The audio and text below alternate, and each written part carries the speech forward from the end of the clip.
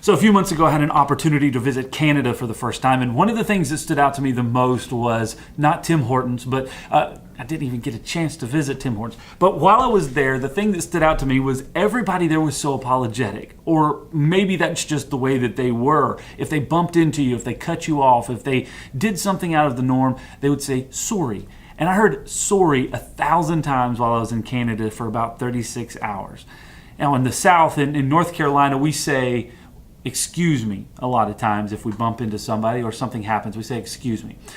But it made me start thinking a lot because last week something very interesting happened. One of our team members here walked into this very office and in a crowded room of people said, "I'm sorry." And they apologized for something that we didn't even know had happened or existed.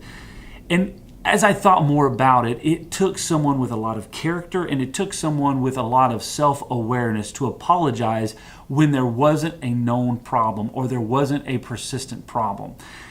I'm wondering, in our lives, in our businesses, how oftentimes are we so lacking self-awareness that we miss those certain things, that we don't apologize when we need to. If we were rough or rude with someone, we don't take the time to say, "I'm sorry, that's not what I intended, and I apologize." But not only did they apologize, they didn't say, "I'm sorry, but," they said, "I'm sorry, and this is what I'm going to do to work around it. I'm going to work through it."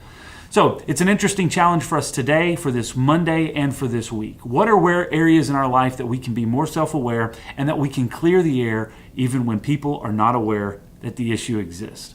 Have a great week.